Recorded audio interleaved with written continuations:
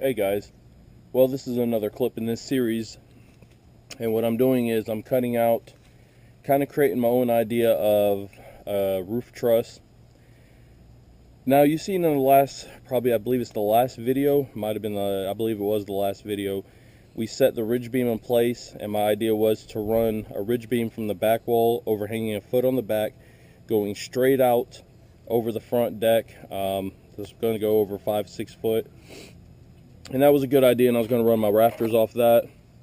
And honestly, there's something about it. I wanted to keep the cabin itself a little bit lower profile, a little bit sleeker. So, kind of just didn't like that idea. I'm not a carpenter, but I can surely put stuff together. So what I did was I went back to an idea that I believe is in video 7 or 8. And we're going to make roof trusses, and what I'm going to do is let me flip this camera around, and I'm going to show you how I'm making these, and they're definitely solid.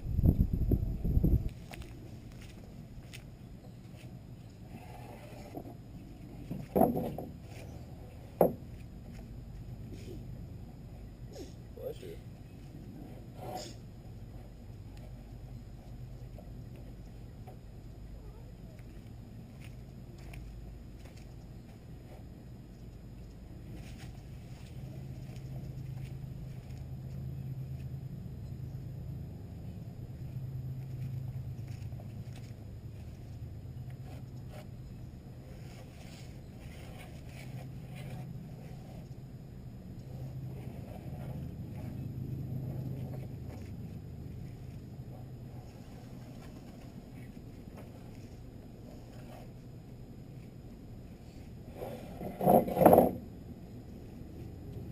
Alright, what I'm doing is, my original idea was to go with a 2-inch by 12-inch by 12-foot board.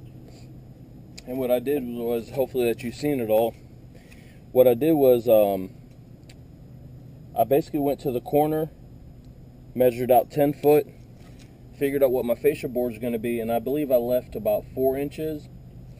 And I can always get it like a 1x6, etc. fascia board and let it hang down lower than the rafters themselves. But basically what I'm doing here is I'm cutting 2 foot off the end. The 2 foot scrap is actually going to become a joiner for 2 of the 2x10 by 10s. And I'll explain that as we go along. But basically I made one and I just use it as a template for the rest. I have 22 of these to make 11 of the trusses for this cabin. So now that now that you can see is I basically went out and traced it out. All I'm going to do here, pardon me, we're going to lay my square out, mark it completely across so I can cut this extra 2 foot off. Then I'll go ahead and we're going to cut the shape of the rafter out. And what I'm left with is just like this piece, which is like another truss. Now actually, this is basically what the trusses look like, except this is a scrap piece, and I will show you what the finished piece looks like here in a moment. But I'm going to actually put these to the side and keep them, kind of have another idea for them. So why don't we go ahead and we can watch this in fast frame, because this does get tedious and boring. Let me go ahead and get this thing cut, and we'll go from there.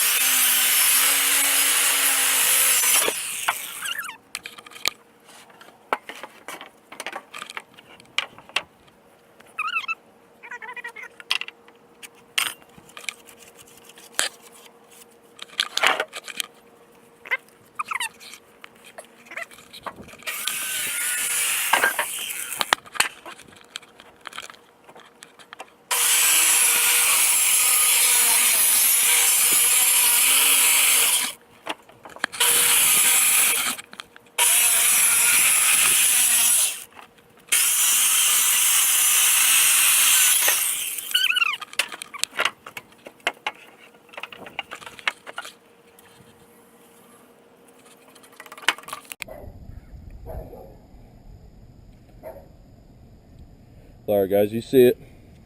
Just got done. Took me about just a little bit over a half hour, give or take. There are 22 of these truss halves, and what it is, like I said, there's 22, and what it's going to end up doing is making 11 20-foot long trusses that are going to overhang each side of the cabin by 2 foot.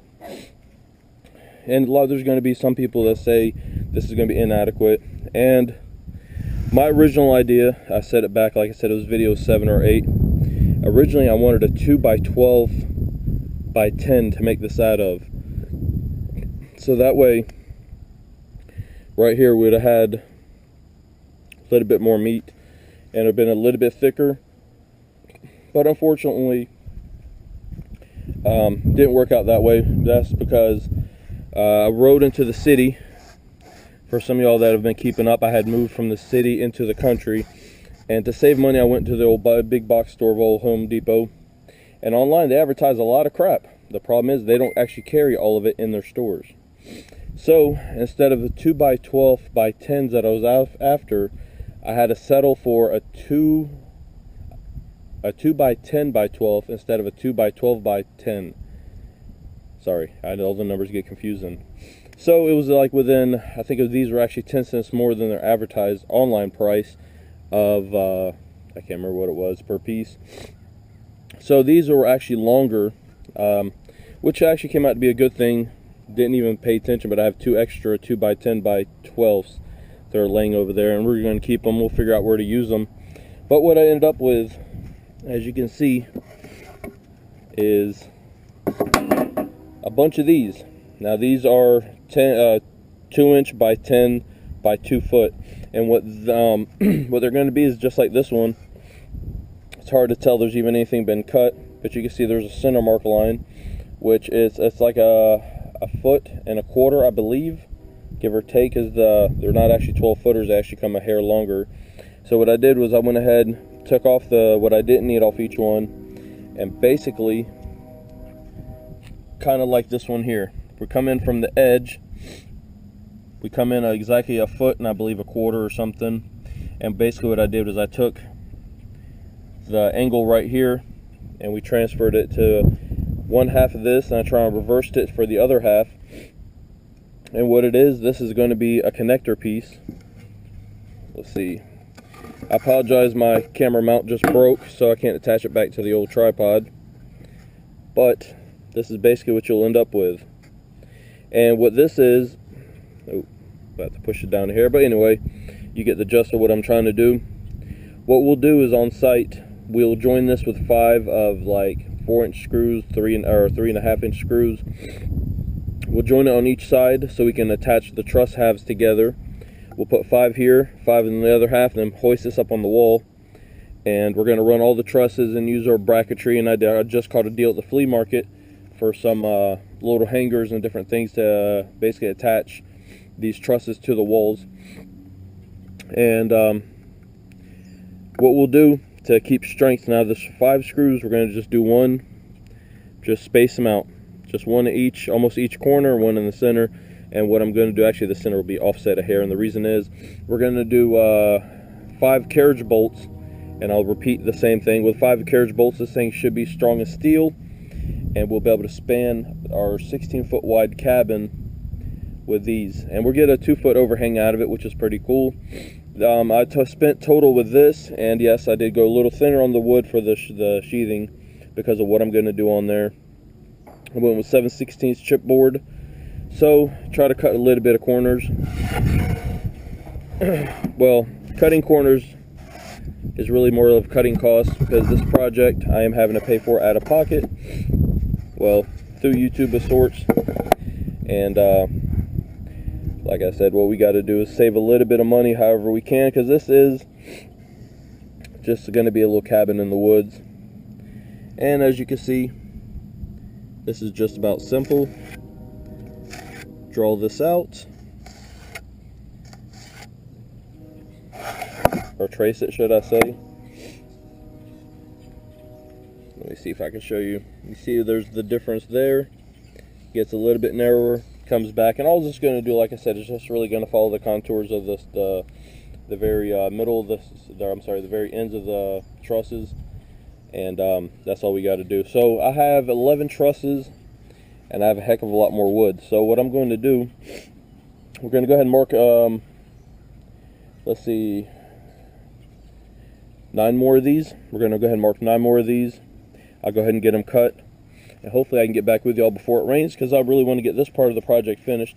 And what I have over here is what looks just like over there, except this is the scrap pile, but we're not going to toss these out yet. And the reason is I could actually see something done with these, and what I'm thinking is possibly keep these as some kind of truss for maybe an outhouse or something. We'll do the same thing. We'll join them at the ends, back to the height part will be back to each other, same way, and we could just cut off the extras, so we can basically create another, like a little little truss. But let me go ahead and get these marked, because I'm enjoying nature here. It says February 7th, 8th, give or take. I love being out in the country, but as I said, we got get work done. Just happened to be 60-something degrees when I'm able to work. Well, alright, for the rest of the other clips, I didn't get to do recap at the end of the day. I had too much to do, and I finally cleaned up. It was after work for me, but I had to get them all cut. So we have 22 of these, which will make 11 of the trusses I need at 2 foot a piece spanned out. We're not using a thick, heavy ply. We're actually just using 7/16 chipboard. There's 11 sheets. I need 10 sheets full, plus one sheet gets ripped in half for a 2 foot wide by 8 foot piece. All those are done. We have, these are just leftovers. This is a 2 by 10 by 2 foot. Keeping these around because I've learned I can recycle a lot of stuff into other little projects, other little stuff, which I'll be getting back to those. Those are also considered scrap. Over here, I have 11 of these, and it's hard to tell. I don't know if you can really tell in the camera, but they have, from the center point, they have just a slight slope, which this is going to be these are the connectors for the trusses. So we're right at this little center mark. You'll have 1 foot in each direction. It gets 5 3.5-inch screws go through it just to temporarily hold them in place. Then we come in with 5 lag bolts. So we got those done. And getting back to the scraps. Now some of these, as I was cutting them for various reasons, knots, whatever, they broke off, but it doesn't matter. I don't need the full length. So I got thinking about this. I was like, well, I've got what appears to be the same thing as those, a little truss. And these are, since they're thinner, they're not going to be super weight bearing. Come up with an idea. I said, well, that's going to be a truss or something. And I have 22 of these. So with 22 of them, gives me the idea that I can build a lot of stuff. So one of the things that I decided to go ahead and build for camp while we're trying to finish up, while we're finishing the cabin, or at least getting it fully dried in at this point, is why don't we use some of these, construct a simple roof truss design. Let's go ahead and build a little outhouse out at camp, because every camp needs an outhouse, because well, everybody's got to do their business. So what I was just thinking is, since I've got a couple minutes here today, it's my Saturday afternoon. I just got done with a couple hours of work. So since I'm still fresh, energized, and hopped up on a lot of coffee, why don't we ride over to the camp? And I've actually got another, it was, I don't know what we're going to call it. It was a leftover from doing the framing, the boxes underneath the cabin. It was actually a leftover from the porch. So I know it's still sitting at camp, so I figured, why don't I just grab my tape. Let's ride over there real quick. We'll grab the measurements, and we'll jot the measurements down, so that way I could actually prefab all the walls here. We'll prefab everything we can here, and all we got to do is take it to camp and just assemble it. So let's go ahead and ride over to camp real quick, and we'll get those measurements, and we'll ride back. I'll do some doodling on paper. We'll figure out the lightweight walls that can all be prefabbed right here at my little homestead, and we'll carry them out to camp.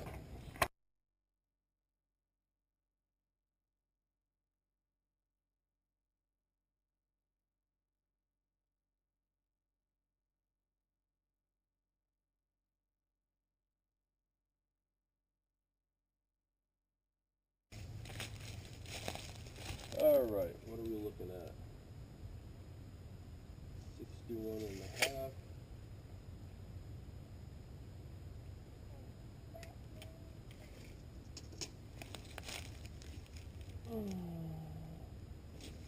By 66. Alright, can't be bad. 61.5 by 66 inches. Seems like a pretty decent sized little outhouse. So I guess let me go ahead and jot these measurements down, go check on the cabin, and I will see you on the next set of clips.